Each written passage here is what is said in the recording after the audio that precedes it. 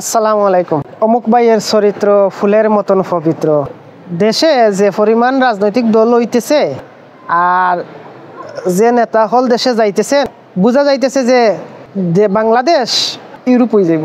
এত সেবক হল দেশে যাইতেছেন। আচ্ছা, একজন মানুষ ৩০ বছর দেশের বাইরে, বাংলাদেশের বয়স ধরলাম আমরা ফাতি নেতা, ওনার বয়স 50, উনি 30 বছর দেশের বাইরে। ওনারে মোটরসাইকেল দিয়া শটাউন দিয়া রিসিভ করছেন 22 থেকে 25 বছরের ছেলেরা। মানে কি নেতা, অলৌকিক নেতা। উনি মনে হয় ওই দেয়ানে উনি সংগঠন করতেন এবং দেয়ানের মাধ্যমে ওনার কর্মী তৈরি করতেন।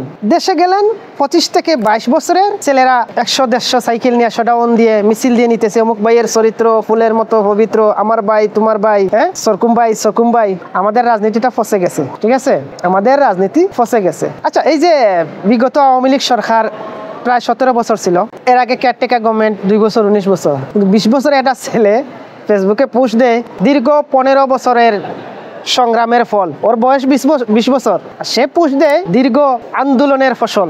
সে জানে না সে কোন দল করে, তার দলের আদর্শ কি, তার দলের গঠনতন্ত্র কি। সে বলবে আমি অমুক দলের ছাত্র নেতা। অথচ তারা জিজ্ঞেস করেন যে তোমার এই যে ছাত্র সংগঠন কবে প্রতিষ্ঠিত হয়েছে, বলতে পারবে না। প্রতিষ্ঠাকালীন সভাপতিকে, সেক্রেটারিকে বলতে পারবে না। আপনার দলের কয়টি সহযোগী সংগঠন, সে বলতে পারবে না। আমাদের দেশের রাজনীতি ফসে গেছে এবং এই মেধাবী তরুণদের নষ্ট করা হইতেছে। ভাই, আপনি যদি মনে করেন আপনি রাজনীতির যোগ্য রাজনীতি করেন, লেখাপড়ার যোগ্য, আপনি লেখাপড়া করেন। লেখাপড়া, রাজনীতি, এইভাবে আপনি নষ্ট করতেছেন। আপনি নষ্ট করতেছেন। মা বাবার সচেতন হওয়া উচিত। এই আপনার 18 বছরের ছেলে, 15 বছরের ছেলে, 20 বছরের ছেলে কোথায় যায়, কি করে? দেশে কিশোর গ্যাং তৈরি হইতেছে এবং মাদকের চরাচরি, ছিনতাইয়ে যেসব ছেলেরা গ্রেফতার হয় ওরা কম বয়সী। কোনো মা বাবা চায় না তার সন্তান খারাপ হোক, খারাপ পথে যাক, খারাপ জীবন সঙ্গী। এজন্যই আমাদের দেশে 18 কোটি জনগণ, অনেক গণবসতি। সেই জায়গা থেকে কলেজ, ভার্সিটিতে যেসব ছেলে এরা লেখাপড়া করে বা হোস্টেলে থাকে, ওই হোস্টেল ওনারদের এদেরকে কেয়ার করা উচিত। মা বাবাদের এদের নজরে রাখা উচিত, যাতে এরা সঙ্গগুণে লোহা জলে বাসে, সঙ্গগুণে যাতে ওদের জীবনটা নষ্ট না করে দেয়। ওদের ভবিষ্যৎ সুন্দর, উজ্জ্বল ভবিষ্যৎ। লেখাপড়া করে নিজের জীবন সাজানোই উত্তম। ভাই, আপনি দল করেন, রাজনীতি করেন, সমস্যা নাই, কিন্তু পিছনে তাকায় দেখেন আপনি রাজনীতি করতে করতে আপনার জীবনের 30-35 বছর নষ্ট করে ফেলছেন। আপনার ঘর নাই, সংসার নাই। আপনার সাথে ওই ক্লাসের ওই বন্ধু, সে আজ প্রতিষ্ঠিত, হয় কোনো অফিসার, নয় দেশের বাইরে প্রতিষ্ঠিত, নয় ভালো ব্যবসায়ী, সংসার করে, সংসারী সুন্দর জীবন বুক করতেছে। ভাই, মানুষ বাঁচে কয়দিন? 50 বছর, 60 বছর, 70 বছর।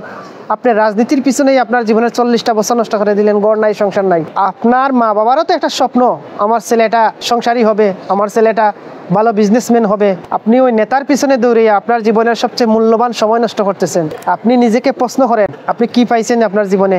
টাকা পয়সা, ক্ষমতা, ওইটা জীবনে কিছু পাওয়া নাই ভাই।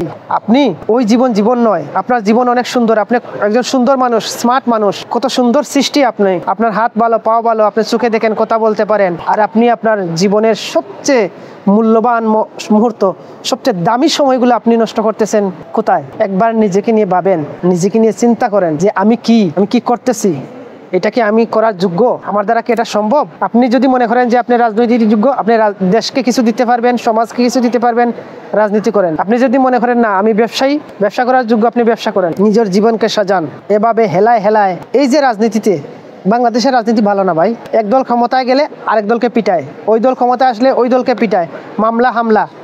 আপনি দেখেন, আপনি যার পিছনে রাজনীতি করেন, আপনার যে নেতা, তার সন্তানরা কোথায়? মিটিংয়ে, মিছিলে, রাজপথে না, লেখাপড়া করতেছে দেশের বাইরে, ভালো ভার্সিটিতে। আর আপনাকে নিয়ে সাইকেল শটাউন দিয়ে রাজনীতি করতেছে। আপনি আপনার নেতার কথা, আপনার নেতা ডাকে যেভাবে আপনি আসেন, নেতাকে যেভাবে মূল্যায়ন করেন, আপনার মা বাবাকে আপনি ওইভাবে মূল্যায়ন করেন না, আপনার ভাইকে ওইভাবে মূল্যায়ন করেন না, আপনার নিজেকে ওইভাবে মূল্যায়ন করেন না, আপনার স্ত্রীকে ওইভাবে মূল্যায়ন করেন না। ভাই, আপনার জীবনে আপন বলতে কেউ নাই, সবাই পর। আপন কারা জানেন?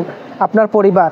আজ আপনি একটা মামলা খাইবেন, আপনার নেতা কি করবে? ওই আরেকজনকে দিয়ে কারাগারে বড়জোর একটা গামছা, 2টা সাবান আর 2 হালি কলা আর একটা ব্রেড, ওই আপনার খবর নেবে। কোর্টে আপনার মা যাবে, আপনার বাবা যাবে, আপনার ভাই যাইবে, তাদের অর্থবিত্ত খরচ হবে। আপনি কষ্ট করবেন, জেলে থাকবেন, আপনার সন্তানরা কাঁদবে, আপনার স্ত্রী একাকিত্ব বোধ করবে। এটা কোনো জীবন নয়। জীবন হচ্ছে নিজেকে চেনা, নিজেকে জানা, নিজেকে দেয়া, নিজের পরিবারকে দেয়া, এর বাইরে কিচ্ছু না ভাই। ওই বাংলাদেশের পচা রাজনীতিকে আপনি বেরিয়ে আসেন, নিজের জীবনকে সাজান, সুন্দর জীবন দেখেন। জীবনটা অনেক সুন্দর করে দেখলে জীবনটা অনেক আনন্দের। আপনি সাজাতে পারলে আপনার জীবনকে সাজান।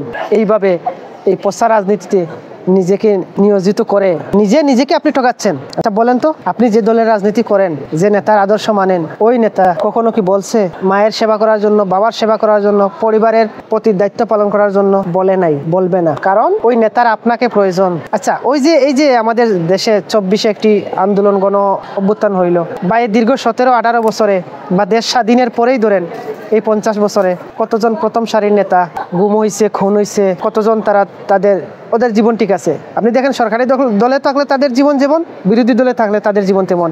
মামলা হামলার শিকার হন আপনি, লাঞ্ছিত হন আপনি যখন ক্ষমতায় আসবেন, আপনি আপনার প্রতিপক্ষকে সেইভাবেই আবার লাঞ্ছিত করেন, মামলা দেন, হামলা দেন। এটা হলো বাংলাদেশের রাজনীতি। আর উন্নত দেশের রাজনীতি কি? রাস্তার ওই পাশে একদল মিটিং করবে, ওই পাশে আরেকদল মিটিং করবে, মিটিং শেষ একসাথে বৈশাখ কফি খাবে। এটা হলো উন্নত দেশের রাজনীতি। তাই আমাদের এই বাংলাদেশের পচা রাজনীতিকে আপনার জীবনের সবচেয়ে মূল্যবান সময় নষ্ট না করে নিজেকে নিয়ে ভাবেন, নিজেকে নিয়ে সাজান, দেখবেন জীবন আনন্দের, জীবন সুখের হবে, জীবনে তৃপ্তি বোধ করবেন, নিজের জীবন ভোগ করেন। ওই পচা রাজনীতিকে গুড বাই জানান। আল্লাহ হাফেজ।